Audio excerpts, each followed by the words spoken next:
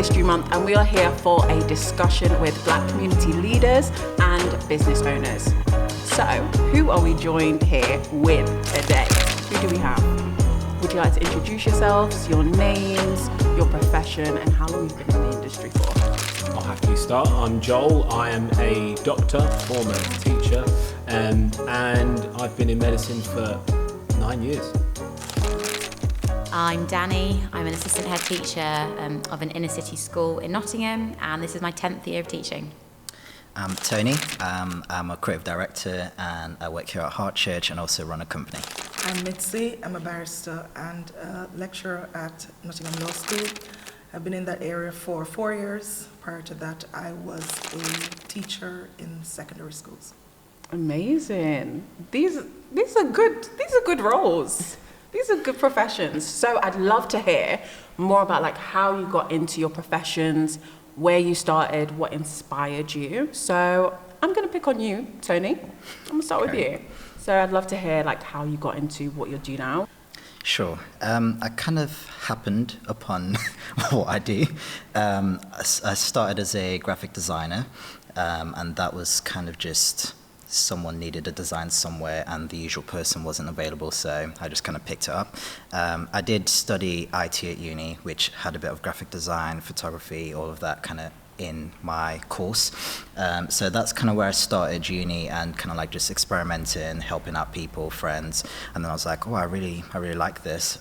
So kind of combining graphic design, photography, filmmaking, music production, and all of that, I was like, and trying to see how it all works together and piecing it together to make some beautiful things, tell great stories. So that's kind of how I started and got involved with creative directing. Nice. And Mitzie, I'd love to hear more about your industry. You've touched on a few different things. Would you like to share? Right. So I got into law really late. So the passion was, I grew up in a part of Jamaica where it was very obvious that certain people or certain students did not get the same opportunities, and it unnerved me. And as I went through secondary school, I noticed that if you're from a certain class, you get certain opportunities. You're from other classes, you don't. And I was extremely impassioned about it. But poverty is a real thing for some of us. And so I could not start the journey immediately. So I went into education. And I was speaking to Danny earlier about the impact of a teacher on me, because while I was in primary school and I was from this little neighborhood where you're overlooked and underrated, there was one teacher who looked at me and said, "You're really good. You cannot close your mouth. And you have to defend everyone," and so on and so forth. So she encouraged me to sort of push through to do the things that I needed to do. And as I went through university, it was such a stark contrast with the haves and the have-nots. And I just developed this passion for fighting for people who didn't have same opportunities, people who didn't have the same amenities. And I was that teacher before I transitioned into law who would fight for that student who was overlooked, the student in the corner, who was not a part of the big group and so on and so forth. So injustice always unnerved me. And so that is the reason behind what I do today. Was yours similar then, Danny? Because you're in teaching, you're in education. You said you're an assistant head teacher. Yeah. So what was your journey? Was it similar? I'd say I always knew I wanted to be a teacher. I was quite lucky in the sense of I didn't really have to grapple with working out what it was I wanted to do. I had a passion for working with children. And I think from an early age, I knew that I was called to make a difference in whatever capacity that looked like. I think my own experience of primary school, so I was often one of a few black children in the class. And though, my experiences at school were great, I think sometimes you could be labelled as the loud one or the bossy one or the chatty one or the... I think I remember reading my reception report, and it was something about... Danielle has learned to use kind words with her friends and navigate challenging situations. I remember thinking, gosh, it wasn't that bad, was I? But I think it was just the polite way, now I'm a teacher, of saying she was a chatterbox and a little bit bossy. And I think throughout my career, again, I started off working in quite an affluent area. It wasn't very diverse, but I loved it. But seeing children similar to myself in minority groups, I realised I really wanted to make a difference. And I remember teaching a child in my 4th year who had said to his mum at parents' evening, "Mummy, finally a teacher that looks like me." And I think that really stuck with me and made me think, regardless of children's backgrounds or race, I want to be the teacher that makes a difference, that sees something in children. And similar to Mitzie, doesn't limit them because somebody has said, oh, they can't do this, they can't do that, but very much champions them. And I think I realised early on that I wanted to make a difference. And you can at a certain level, but to really make strategic difference, you've got to be in that role of leadership. And opportunities have come, and I've been blessed enough to be able to get them. And now sitting at the table where I can make some of those influential decisions. Amazing. And you mentioned, Joel, that you used to be a teacher. Now you're, in the healthcare sector. But could you just talk through that journey of like the transition from education to now health and like what that was like? Yeah. So I initially came to Nottingham to be a doctor, but I basically bit off more than I could chew and failed medical school.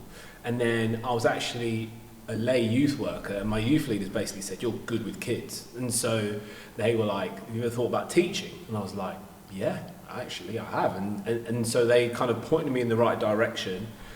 Did my PGCE, started teaching in a school in Nottingham, and it was awesome. I really, really liked it.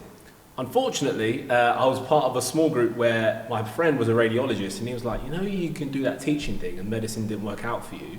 Have you ever thought about going back to med school?" I was like, "Is that a thing? Like, can you go back?" They kicked me out, so how is there a back door I can get back in the thing? So basically, I went and did this exam, and long and short, I got back in.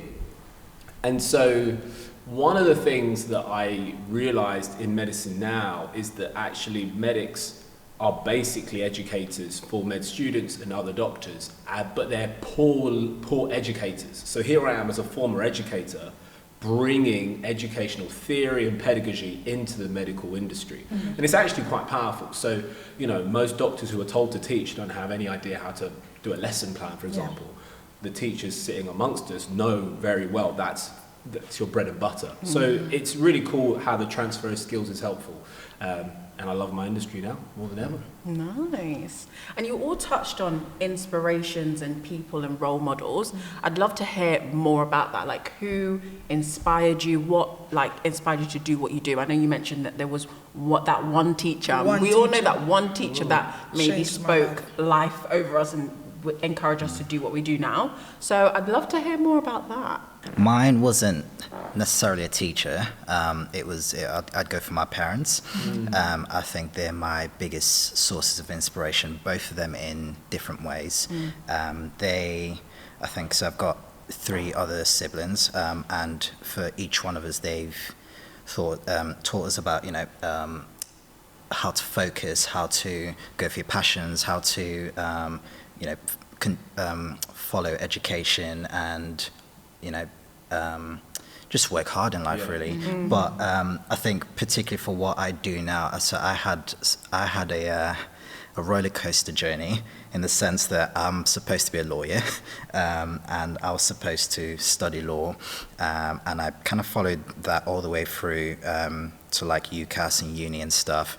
Universities accepted me unconditional, and I was like, this doesn't feel right. Because I had this passion in me that was like, this photography, filmmaking, all that kind of stuff was going on.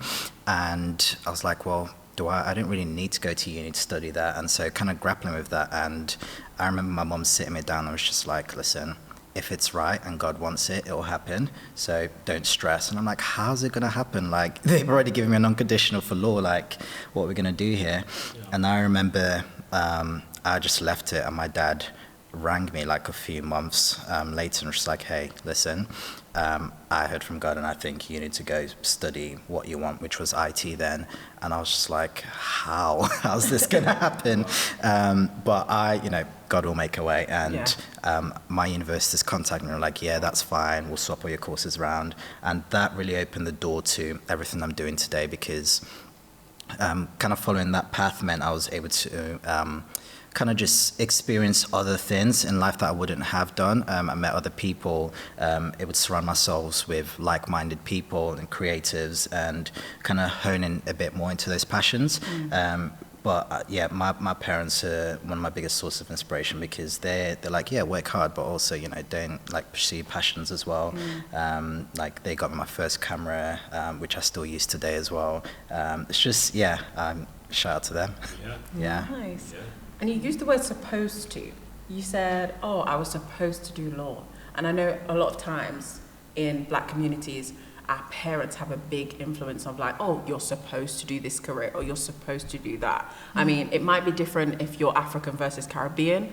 I myself am Caribbean, so my parents were quite lenient. I don't know if that's the same with everybody. Mitzie, No. I don't know if that was the same with you. We're more on the African side.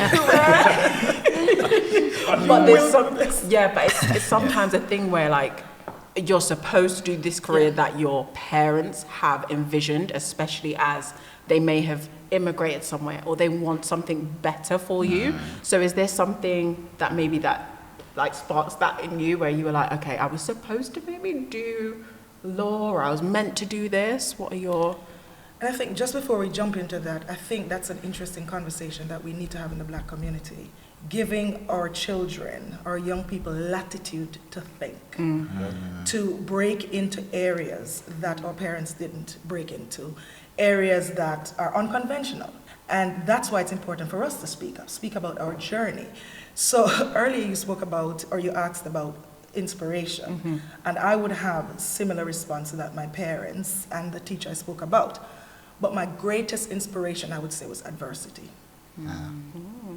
So when Joel spoke about failing medical school, I know this in and out, how to fail and get back up and how to fail and do it again.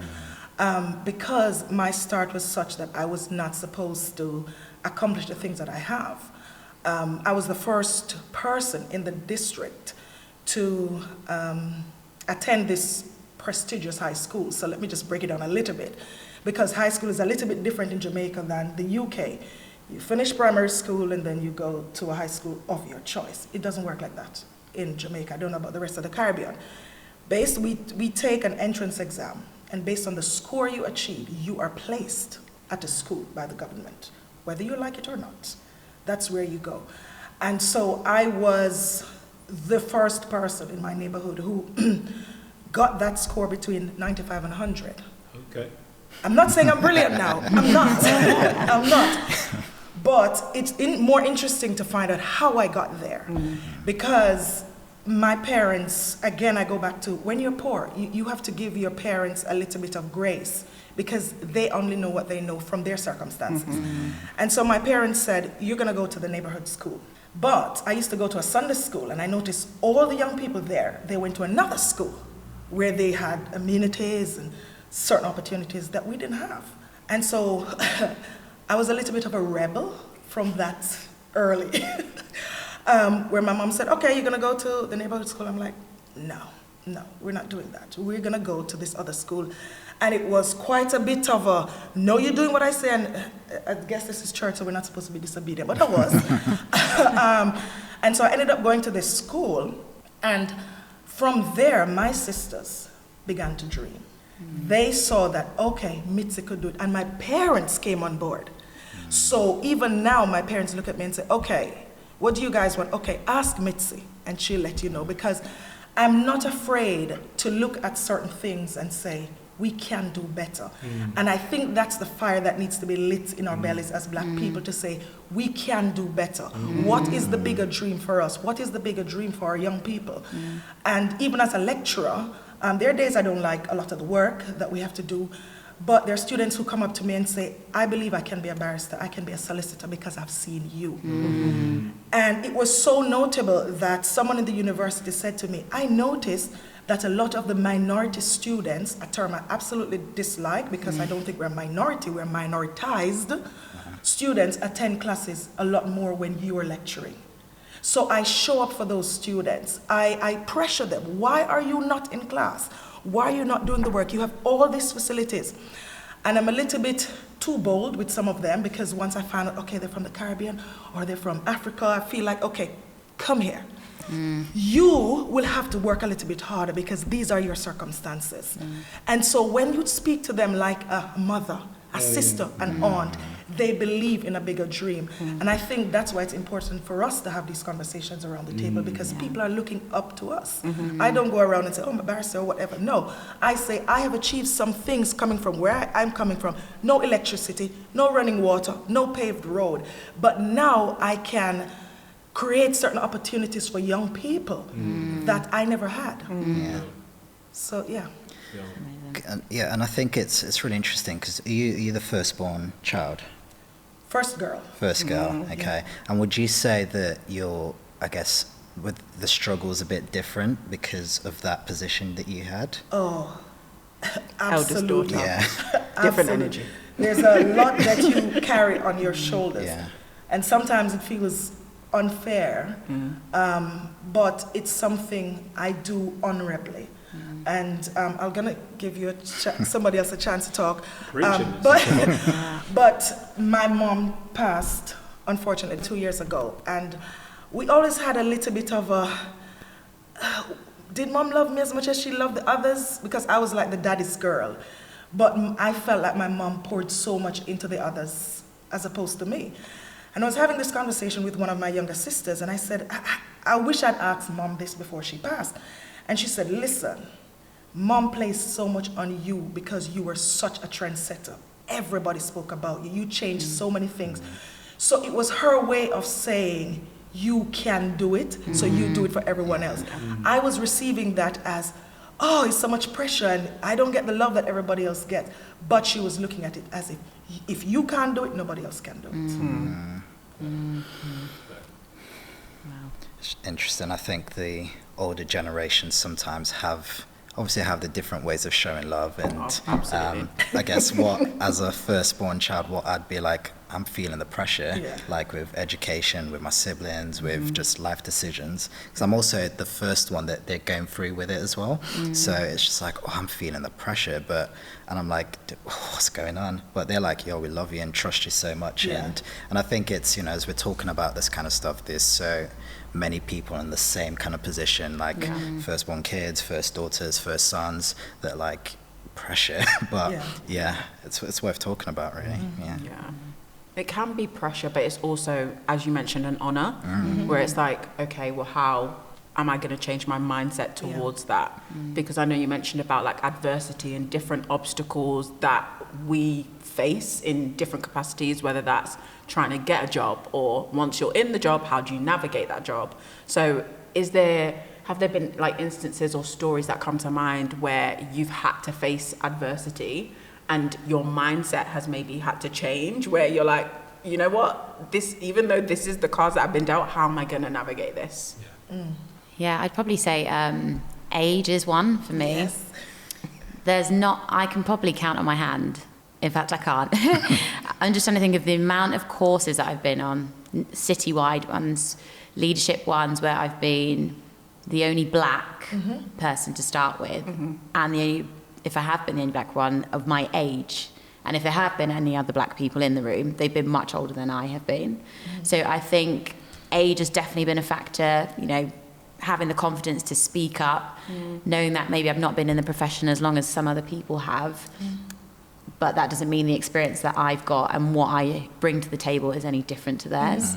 So I think at times I've almost needed to give myself a bit of a pep talk that it's okay. I may not see myself in the room, but actually me being here is a step. It's showing others that they can make a difference as well. So I'd probably say that's probably been one of the biggest challenges. And then for yourself, Joel, like, has that been a thing where you're like, oh, like I've got a challenging, like maybe not a client, but a patient or someone on your course before, when you were like, I don't really know how to navigate this? Yeah, I mean, for sure. And Danny mentions age. I think in my profession, it's race. So in my medical school, I was the only black male in the entire medical school, both times. How many people were in there? So the first time there was 300. Okay. The second time it was graduate, so it was like 80 odd. But even still, one of 3 black students, the only black male, twice. So However, when I became a doctor, I realized I was like, where are all the black doctors? Then I became a doctor. All these Afro-Caribbean doctors came out of the woodwork. I was like, thank you, my people. Hello, how's everyone doing? Where have you been? But certainly, one thing the big barrier I have to overcome is knowing that I'm going to be the only face like me in this place, and being okay with that, and being okay, whilst everyone knows that black people from British born can become doctors, it's not a common sight. So what that means, a bit like Danny, is you've got to realise that there is a certain, as Tony said, there's pressure on you. You have to hold yourself in a certain kind of way. You can't just, because you're very, very conscious that you're not only representing yourself, you're representing your race and what you stand for, and the fact that you want all these other people to take your people seriously. The worst thing I would want to do is to give someone non-black the impression that, oh, that's why they don't make it, because they're like this, that, or the other. Whereas I want to say, no, every bit as much as the South Asian community, the white British community, the Hispanic community, I need to be here too. And so for me, I've had to realize there isn't going to be very many faces like me in this crowd whilst we're here being medical students, but, and this is my hopeful life goal, there'll be many more behind me. Do you see what I mean? So as Mitzie said, being a bit of a trendsetter and then really reaping the rewards when in the future I can go, oh no, 10% of the cohort is black British male. Do you see what I mean? Yeah. And I know like obstacles and things that we face them quite often. Obviously you guys are maybe more in like the educational or healthcare side of things. When it comes to like creativity and being in that industry, there might not be the same barriers, quote unquote, because we can create whatever we'd like and throw it out there and hopefully people will watch it. But when you create things, Tony, or when you coin certain like terms or like stories and things like that, have you thought that there were any like obstacles in that? Has there been anything where you wanted to tell a certain story because of what you faced, or how have you found that being a creative? Yeah, it's up and down. I think probably as a creative personally, the biggest, I guess, barrier is especially when you amongst other creatives, is skill and experience, because sometimes there's this thing that's like, I'm not good enough, or I'm not skilled enough because the other guy's got 20 years experience and I'm on year 10 kind of thing, and it's just always subconsciously in the background like, oh, that person's worked with that person, or that person's I don't know, has that camera and I don't, or that kind of thing. So that's always kind of playing in your mind. But I think for me, what helps me sometimes is I'm like, I can only create the story that I can create, kind of thing, that there's no one else in my head that's going to get that story out, whatever that looks like, whether it's a design, a picture. So I kind of start there. And I think also something I've been learning over the last year or so is I have a unique experience where I, as a Nigerian British male, black male even, I have an experience that's unique to me, and which, because I grew up in Nigeria as well, so I see the world slightly different to others. So I can bring my unique perspective to whatever story, then I know that I can only bring that to that piece. So that really helps me, and I think shapes the way I think, just in general, but it brings an edge to when I create as well, because, you know, kind of alluding to what Mitzie was saying earlier, we all have stories that we need to tell and we need to share, and if we don't, it's like history repeating itself again and again and again. So I think it's really important that we share unique perspectives when we can, however way we can. Or just to piggyback on that a little bit, if we don't share our stories, others will seize the opportunity to tell it in the way they want to tell it, which is a problem. Yeah, it's very true. It's true. Because especially when it comes to Black History Month, I'm a geek when it comes to history. And it is a thing where we back in the day, we would tell a lot of things orally, and we would say certain things, and we would like pass stories down and things like that. And I know like we worked on a project a couple of years ago about people sharing their stories and how powerful like having conversations like this are, and telling your experience and your point of view so that people can really understand your struggles but also your wins as well. Because I know sometimes with Black History Month or different months where we want to focus on our race or ethnicity or heritage, we focus on like the losses. But there are things that are so good about what we've done, the achievements that we've made. And are there any like notable things that you've done where you're like, you know what, like I wouldn't have been able to do this without someone else, or I've done this for myself and I'm so proud of that you'd want to share or discuss? We've all mentioned our parents being inspirations. Mitzie, Tony, obviously. I know Danny's parents, and they're inspirational to me. So, my parents fled Ugandan dictator Idi Amin with my wider family, aunties, uncles, many of the Ugandan community. Came here in, I think, 87, got married in 87, had me in 88, and established a life for themselves in Britain. My dad's a surgeon, my mum's a carer, my auntie's a social worker, my uncle was a psychiatrist, my other auntie's a nurse. And so I was raised around people that had really been through a valley and now were scaling the mountaintop.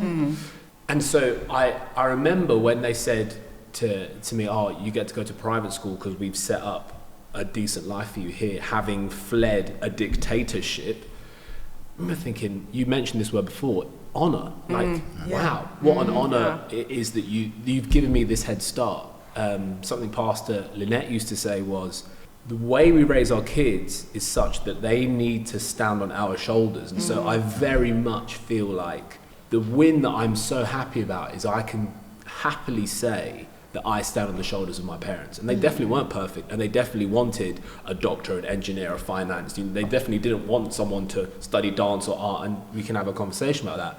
But for sure, we need to say that for many of our parents went through some crazy adversity, so we can have conversations like this today.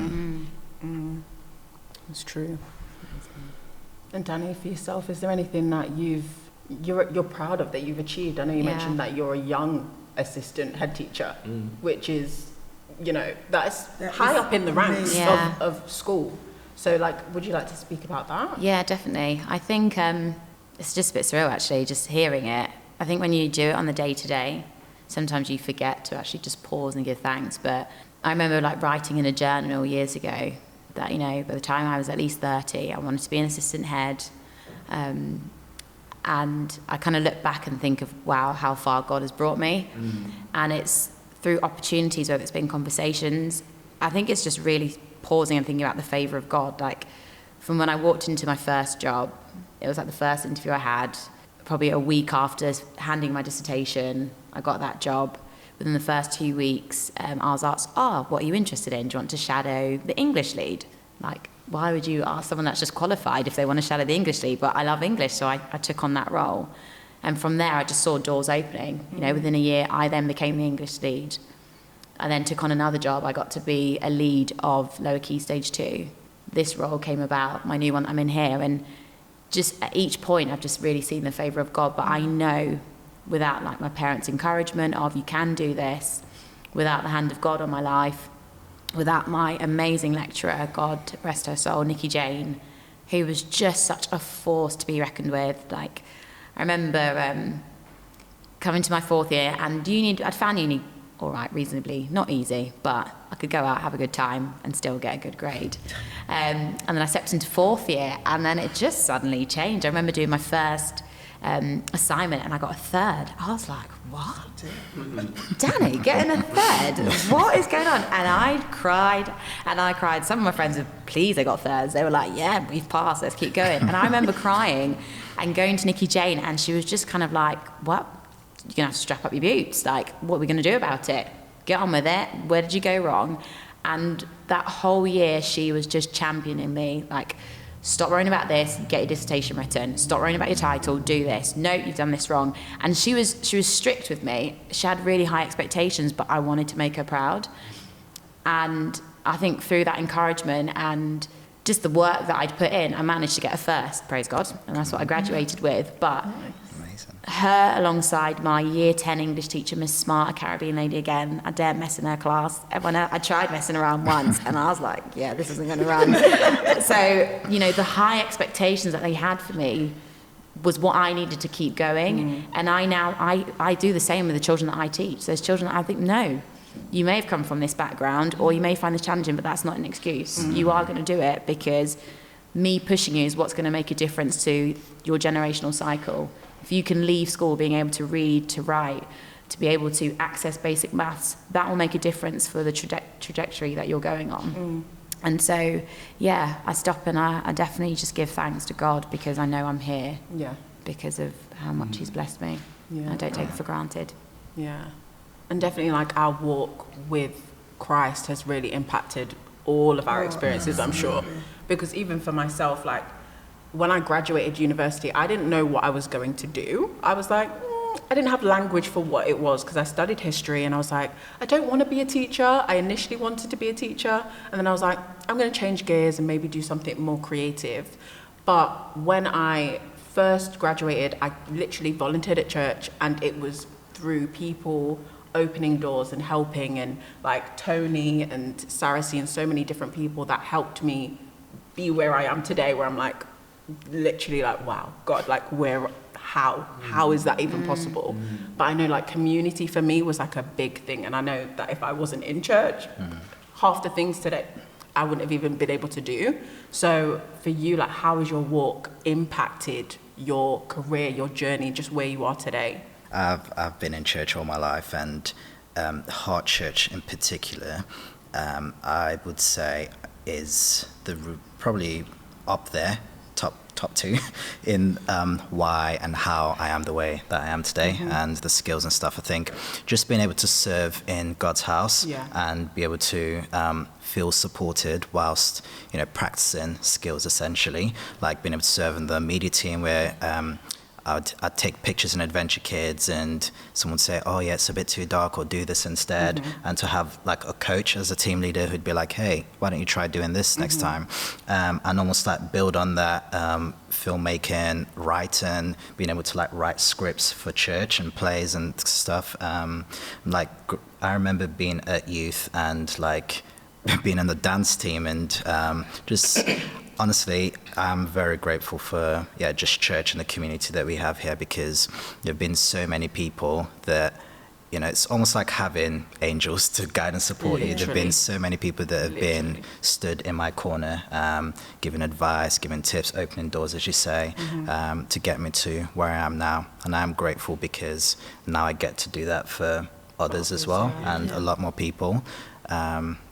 Yeah, because it's like recommendations and different things where you're like, how is this even possible? Even just having a conversation in the atrium and you're like, I really need this, or I'm really looking for this. And then someone's like, oh yeah, I know this person that's a lawyer. I know this person that literally works in the firm that you have dreamt of. And you're like, what? Like how? Jesus. It's amazing. How has your walk with Christ impacted you and where you are now, your career, and everything? That makes you Mitzie. Wow, we're gonna be here a long night because it has always been all about God. So I was taught in Jamaica, went to the Bahamas, taught. This thing about going off to law school just never left me until I think I became so obsessed with it. I had to say, okay, God, if this is what you want, you make a way. I'd applied and not gotten through. Then a friend came to me and said, oh, you could apply so and so and so. So I did. So got confirmation, this is where I'm going. Well, it didn't even start how I thought it would have started. When you hear people say that everything that could have gone wrong went wrong in my first year, everything.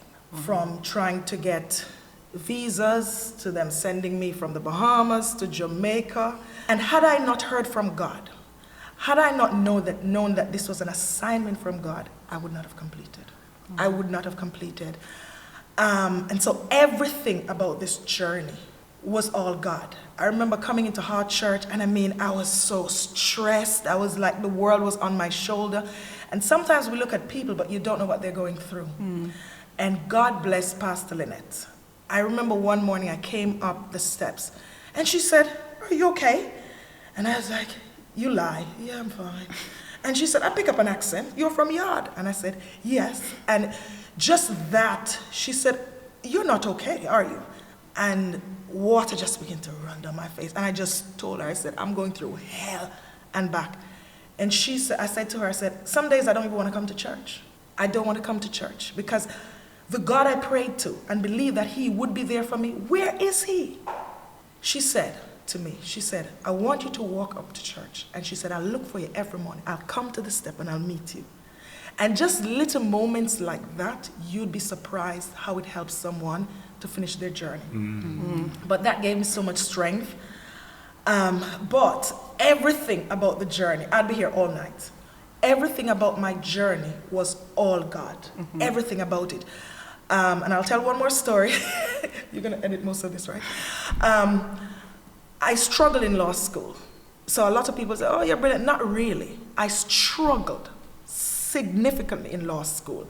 I didn't know I would pass anything.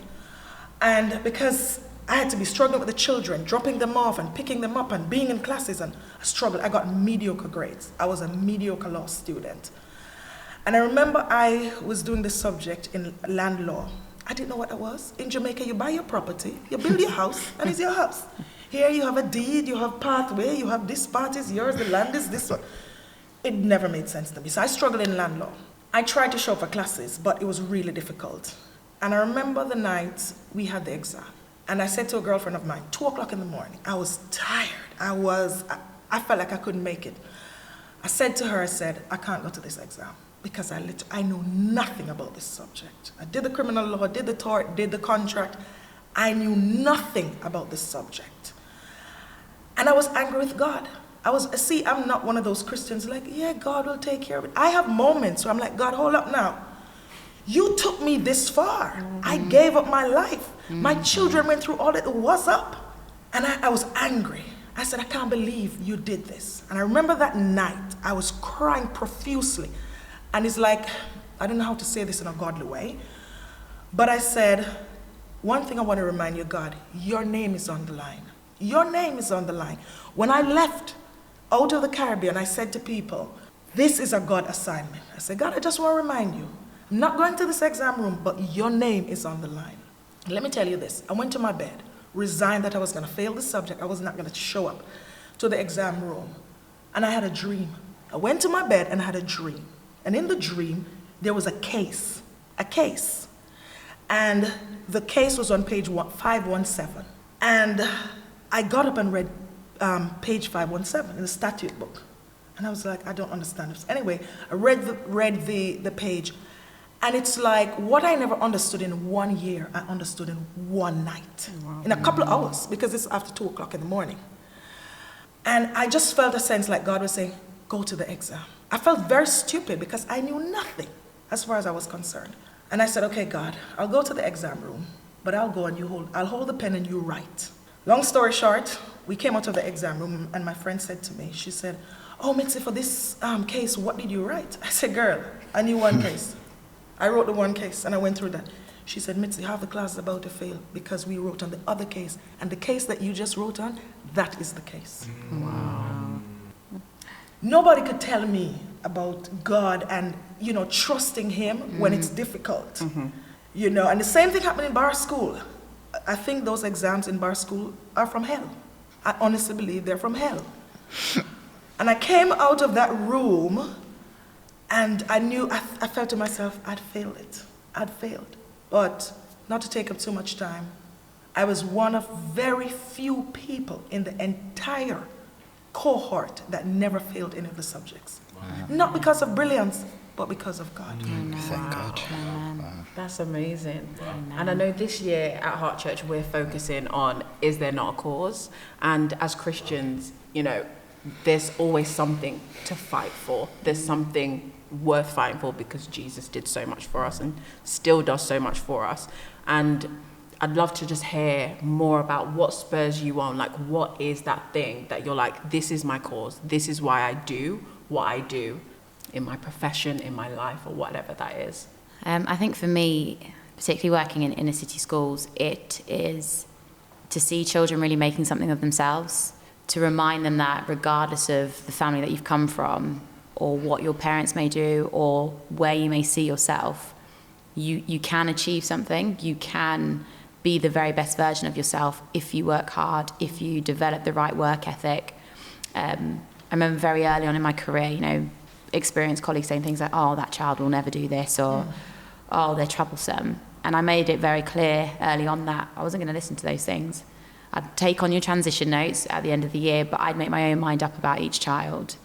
And, I've had children in my class who have gone from being supposedly below the expectation to passing their exams.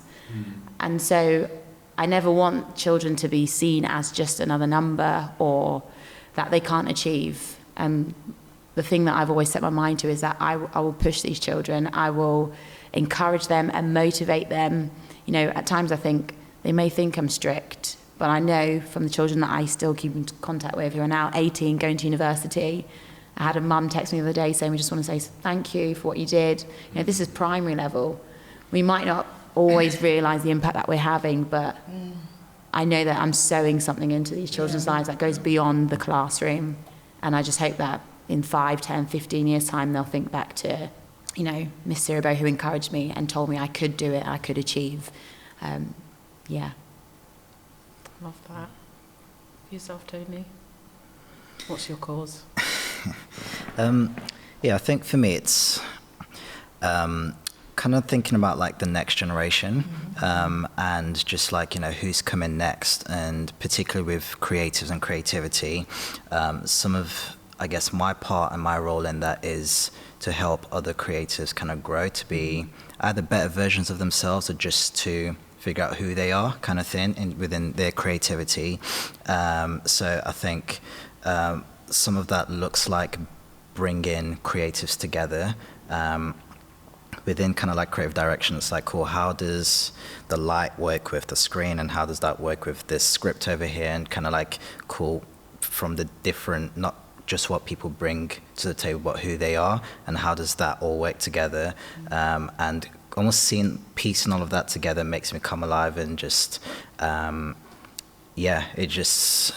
it's just beautiful when it all works, isn't it? So but yeah, thinking about the next generation and who's coming, and like what I can almost provide to help them take, even if it's one step further than they were, that's probably the cause for me. Yeah. I think the big thing that Jesus has really helped me with is putting things into priority. So I don't have the testimony that Mitzie would have of, I was going to fail an exam, but I passed, to God be the glory. My testimony is, I thought I was going to pass the exam and I failed, and God was still good. And the wonderful thing about failing medical school and letting down your community, my parents who'd come from overseas, this, that, and the other, is that you realise God loved you as much as he did, whether you passed or failed, that God's not finished with you, regardless of the grades that you have. And so now, having gone back to med school and passed it, praise God, I look at doctoring differently. This is just a job to me. And I love the fact that I get to help people and prescribe antibiotics. But one of the biggest freeing things was knowing that whether my Afro-Caribbean aspiring parents had a doctor as a son, or a teacher as a son, or whatever as a son, their opinion matters second. Yes. Do you see? Is that helpful? So it's very freeing to know, hey, Mum, I'm a teacher. And she might be disappointed by that. She wasn't, but she might be. But that's okay, because God was happy with that. And so 100 years from now, even though God has given us wonderful things to do in the world, no one's going to know who we are. But God's going to still know who we are. Yeah. And I think for me, with Heart Church, is there not a cause? The cause is seeing people far from God transformed by the gospel. The gospel showed me that I am second. what I do comes second. What the purpose I have comes second. The most important thing, the cause is that we are going to get to love him for eternity. And so I go to bed knowing, yes, Lord, thank you that you've given me this role. Thank you that you've given me these grades. Thank you that you've given me this opportunity. But whether or not I have the degree or not, I'm okay. Yeah. You with me? Yeah. So that's me. And I know, Joel, you touched on earlier about, you know, how you want to impact generations to come. I know, Tony, you mentioned that as well. But, you know, we're here because we are talking about things that impact us during Black History Month and things that we've experienced. Yeah. How would you say you want to impact history, and what legacy would you like to leave when the time comes? That's a good question. I think legacy is a really important question. And especially in Black history, where we have so many people, we've all mentioned our parents, we all have inspiring people, inspirational people, I should say, that we look towards. But I think for me personally, I'm a Black 36-year-old doctor that has previous educational experience. I'm in an industry where medical schools have very, very few numbers of me. So in my industry in particular, I want people to know that Black young males don't necessarily have to get into sport where they're very well represented. They don't have to get into creativity. God bless you, Tony, where they're very well presented. They don't necessarily have to get into X, Y, and Z. That actually we can be doctors, and that's an achievable thing. This isn't a path that also is available to us.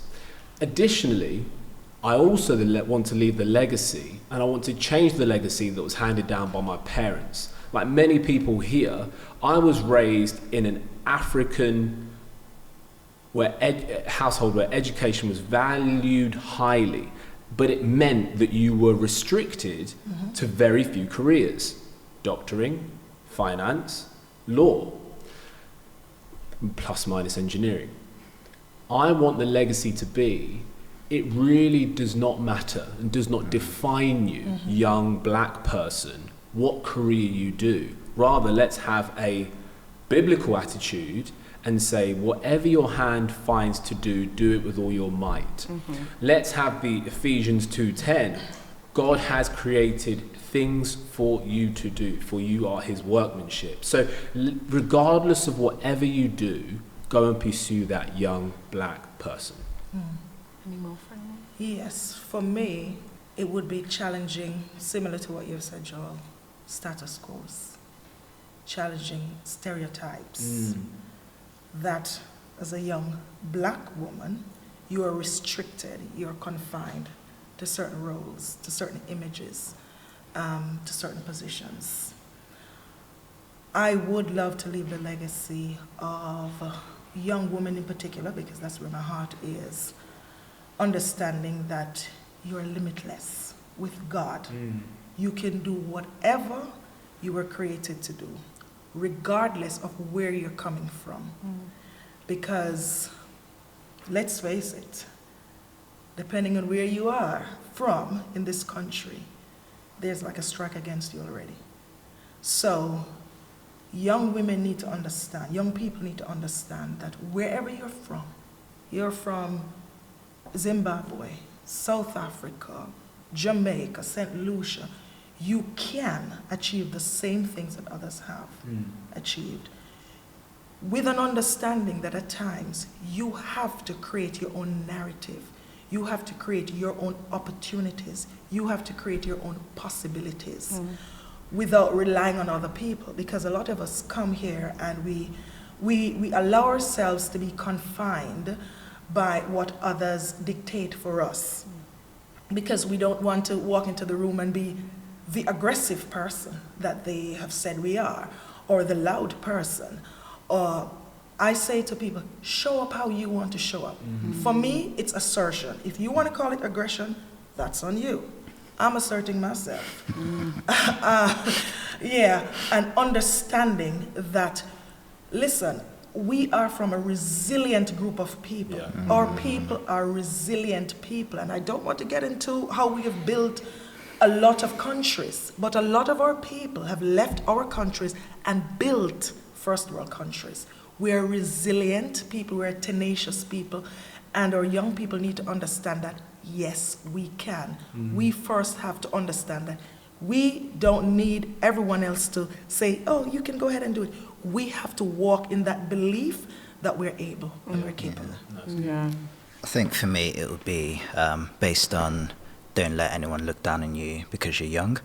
I think it can be very easy, especially when you're younger, like depending on what you want to do, it's like, oh no, give it a few more years, wait till you gather more experience or wait till you're a bit wiser or whatever. And I'm like, if you've got place something in your heart, if you've got a dream, if you've got a passion, there is nothing stopping you from either doing it or preparing yourself to get to a place where when the time comes, you're in a better position to go for it.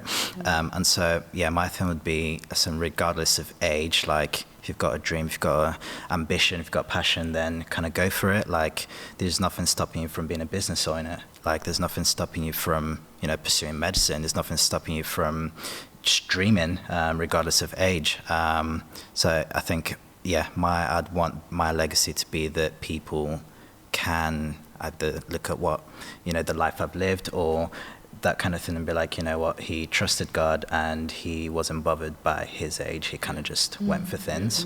Yeah. I think for me, it would be pursuing things with excellence, but with God as your main focus. Not limiting yourself to the views of those around you, not doing things to please the leaders that are in position above you, but knowing that whatever room I step into, I carry the heart of God and he is who I serve. And therefore I don't shrink. Yes. I don't worry if people think, oh gosh, you're going over the top or you put a lot of work in. No, I do things with excellence because I'm serving my God and I know that all that I do will bring glory to him. So I think that's something I found very difficult to learn and I'm still learning, but I would love for the next generation to know that what you do is for God. Therefore you walk not with an arrogance, but a confidence in who he's created you to be, because you know you're called to bring glory to him. And you touched on such a great point about the next generation. I know we've spoken about it here and there throughout our discussion, but how do you inspire the next generation, or how do we as a collective of Black people inspire those that are coming up behind us, essentially? So currently I serve on the youth team at Heart Church, and one of the things that I think is really important is having conversations. So Mitzie, you've talked about this a lot. Lots of people have alluded to it, but creating a space where young people can be free to be open and real about the challenges that they're facing, about the worries and concerns that they have, and actually just seeing us in these positions and realizing that they can achieve these things. And I think also the support guiding them, how do we sit down with them and help them understand how they achieve these things and how they get to be in these positions? Because if it's not something that they're used to or they're seeing on a day-to-day, they may be putting limits on themselves. So we have to allow them to see themselves in these rooms, providing opportunities so that they can better themselves, develop themselves, and enter into these spaces that are readily available for them.